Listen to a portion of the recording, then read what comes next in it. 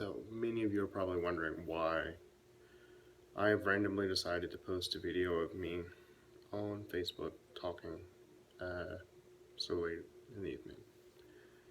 This is more so because with everything I'm about to say, I've got people I need to talk to. Family, actually. And if I don't do it this way, then I'm not going to be able to tell them anytime soon. So with that being said, we're going to start off with things that some of you know, things that most of you do not know. If you go through my Facebook feed, especially anywhere in the past, I'd say 2 years, you've probably noticed I've become more outspoken on sexual assault, military sexual assault retaliation, and my rape, but I've never gone into any details publicly, and all of that is about to change. I was recently told that I was a brave, honorable, and valid person, and that if I own my story and don't allow others to narrate it, that it's not news. The thing is everything I'm going through now and letters I've written to the U.S. Senate, depending on the outcome of what is going on with me in the Navy, and I'm not going to get into detail on here. If you want to know, you can ask me. I can send you the letters that I wrote to the senator, which is also my sworn statement that I had to issue during an administrative separation board with the Navy, following some issues that I'm having. But like I said, I can't talk about publicly, but I'll tell you personally. Just message me, call me, FaceTime me. We've got ways. So, November 14th, 2013 was a Thursday. Kind of like last night. It was a payday, and I decided that I was going to go out with meet a few friends down in Seattle. So I drove the 2 hours from Whidbey Island up here on base, and went down there and met them. I decided that I was going to walk out of the bar at 1:30 and head back because I was done. They still wanted to stay out, and I was just ready to come home. During the process of that walk, I noticed somebody following me. I didn't really pay attention to it. It is a city. People walk down the sidewalk. And I walked up Pine Street and got down to 13th and turned left and proceeded to walk down there. Meanwhile, this street is very dark at night. It's not very well lit, covered by a lot of trees, brush, typical spooky place already. If you know me, I don't deal with places like that, so I was already on a higher alert. I noticed that the guy that was following me was still behind me and caused a little concern, but hey, once again, it's a city. He could have lived down that street. I go to my car and take off my jacket and go to place it in the back seat, and at that point I'm hit over the back of the head. I am knocked unconscious, pulled into my car, and I wake up approximately 20 minutes later, groggy and in mid-rape. At that point in time, I make an attempt to fight off my attacker, and I pass back out. The next time I come to, I am in a building, which I will later have known as the Weatherford, over on 13th and East John, across from the Safeway. And it was still under construction at that time. The fence was loose. You could easily get into the site, and my attacker drugged me into this newly constructed building and continued to have his way with me. In total, my attack lasted for almost 6 hours before I got away, and I had gained the strength to get to where I could get home. I immediately drove home, and I did everything that you're not supposed to do. I immediately took a shower. I felt disgusting. Basically washed away and eliminated all evidence. Hindsight's 2020. If any of you are watching this and you ever become a victim of that, do not follow my footsteps and be ashamed, afraid, embarrassed, feel dirty. Go to the hospital. They can help you a lot quicker. The evidence that is gained can help identify your attacker quicker than the process I have gone through. over the next week of that, I remained silent, afraid, withdrawn, and I didn't want to tell anyone at work of what had happened. Um, it finally ended up, it was a Thursday night, and I was sitting at home by, by myself, completely fucking afraid, scared, and it had gotten to the point of my thought processes. How can I handle this pressure? I want to die. I went and grabbed my gun, and I went and sat in the bathtub and put it in my mouth, to the point of where I started thinking of all the people that I would hurt by ending my life just because I was selfish at the time. I quickly download my gun, I call a friend, and I have them come get it. I don't tell them what happened, I just ask them to hold my gun for a little while. That night, I bought a plane ticket to fly back home. I flew back to my old command where I sat and talked with several of my old shipmates, and I never once mentioned what had happened the week prior. I never once mentioned anything other than I was on leave and that I was having a bad time adjusting to my new command and area because I had no one there and I just needed to get away and talk to people. It kind of put me in a better spot, at least to the point of where I was not going to end my life. Being 3,012 miles away from home, it takes a lot out of you already, and then for something like this to happen in a place where you know no one, you're trying to make friends, and then you're just thrown into the darkest moment of your life. It completely sucks.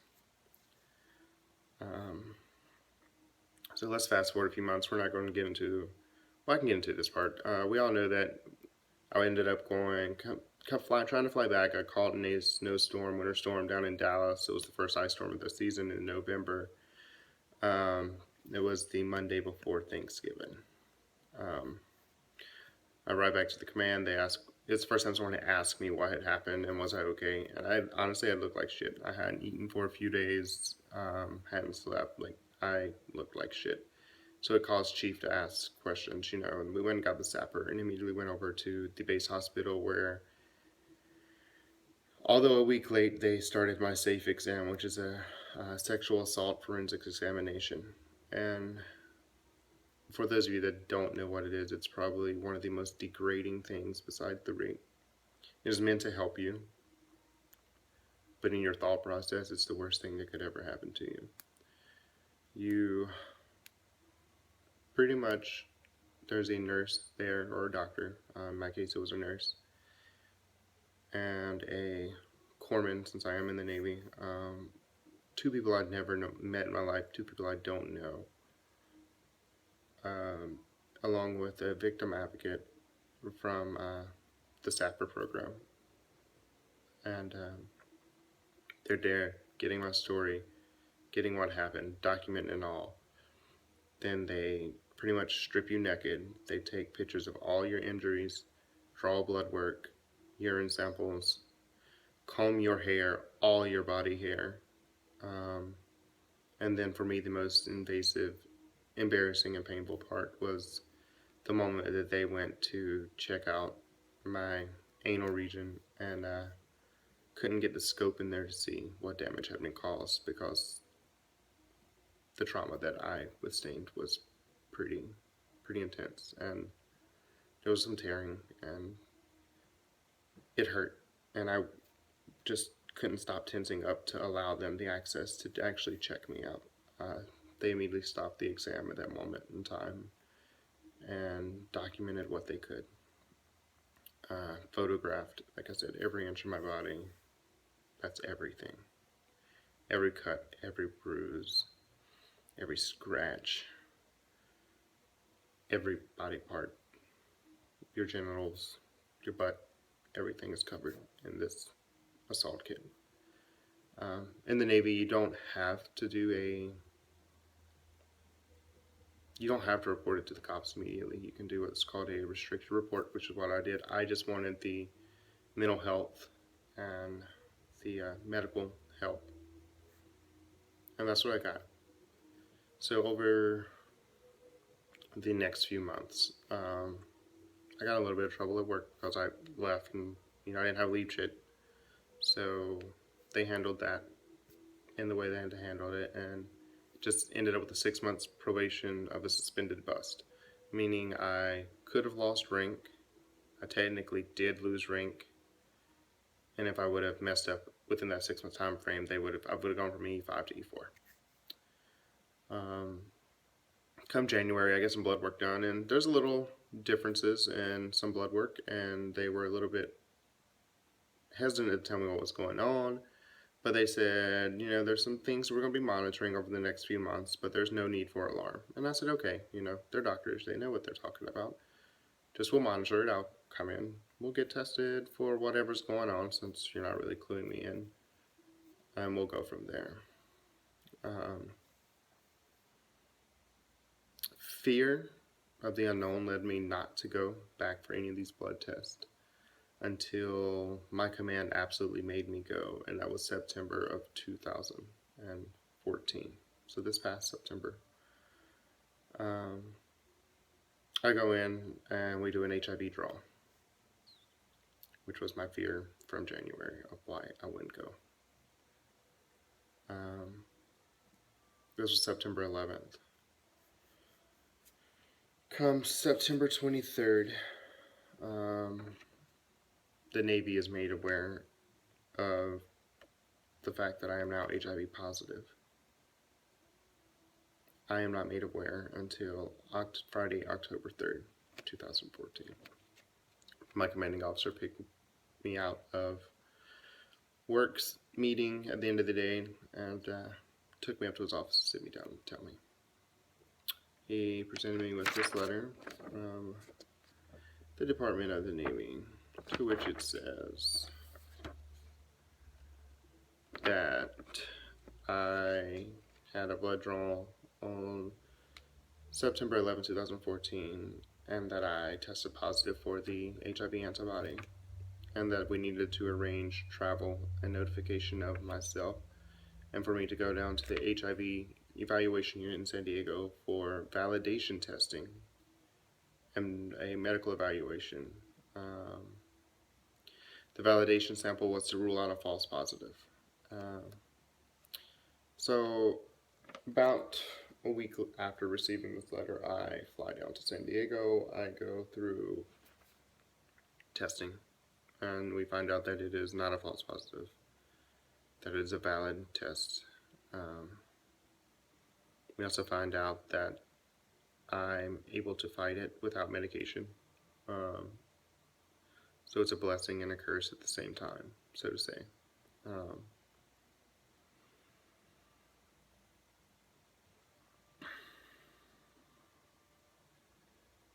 The thing is it sucks. Once I was officially diagnosed, no, I did not update my Twitter.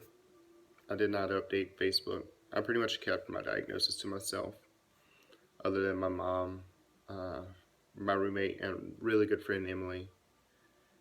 She was my go-to person during the first few weeks of this, and there was many tears shared together. And if it wasn't for her, I'm sure things would have ended a little bit differently for me.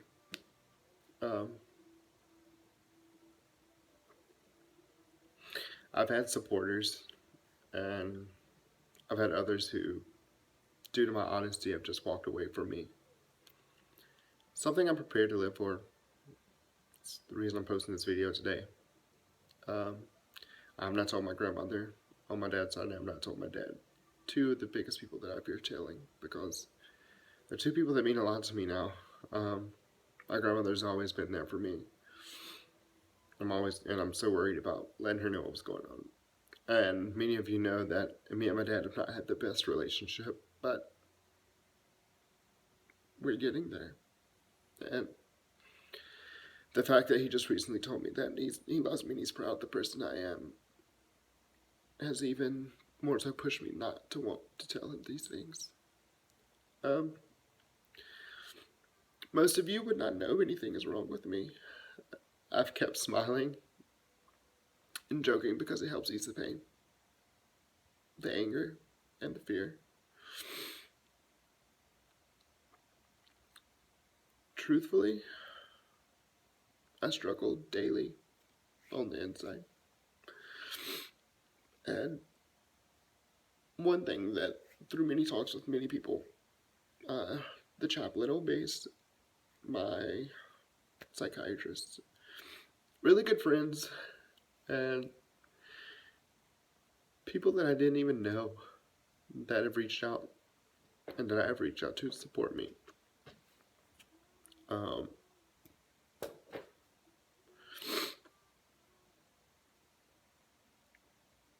With their help, I've realized that God would not have burdened me with anything that He does not think I can handle. I'm using my experience to help others in being open and honest. There's many people who fear to report a sexual assault. And like I said, many of you know that I have become very vocal in the past few months about this. It's more so dealing with what I'm going through in the Navy that I'm not going to get into in this video. That's a whole separate video. That's a whole separate... Once I can talk about it and not jeopardize anything, we will talk about that. But we all know that sexual assault, retaliation, sexual assault reporting, sexual assault is real big in the military, and it's something that needs to stop.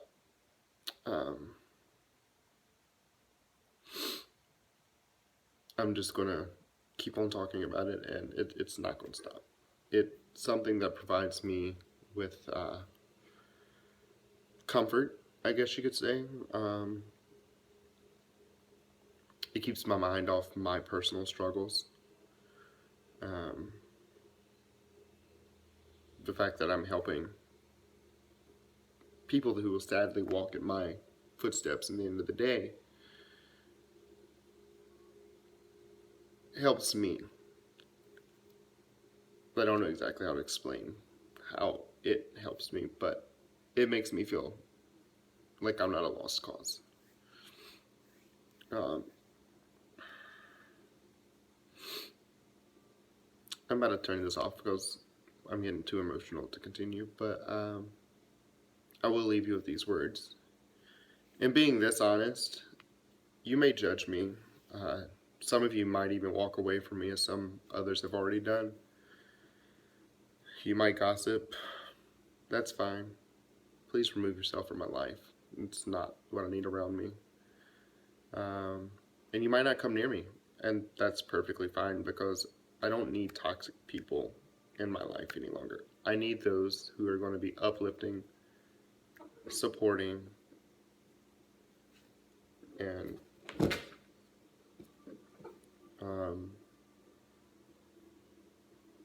at the end of the day are going to be the people that help me get through this.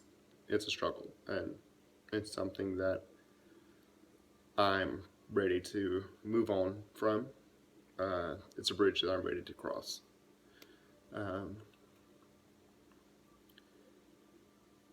You also might think I'm a risk for those people that are uneducated, and if I'm not saying that you're stupid, you're just ignorant about the situation. And there's many people, many organizations, many contacts I can put you in contact with to help you better understand. I have to say that once this originally happened to me, I was very ignorant of everything. Prior to me becoming HIV positive, I was ignorant. I'm not going to say that I didn't judge people, but I questioned their actions. And maybe it's karma. Maybe that's part of the reason that I'm now the way I am, is because at the end of the day, I was not a nice person to some people.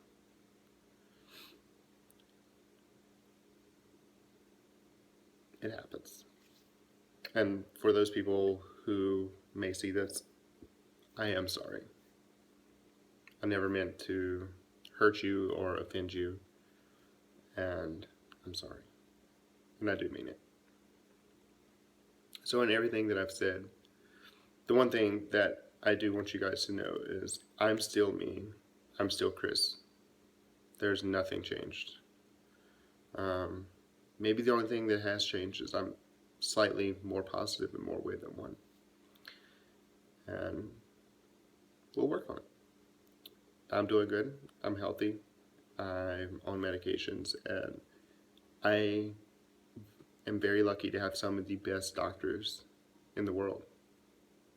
I've got a few researchers that help treat me, and I'm glad to say that I'm going to be okay. I'm no longer afraid of dying. It's not going to happen. I'll die the old man that, who knows, we all want to die and be. Um, my life is not limited by my diagnosis. From here, there's only one way, and it's up.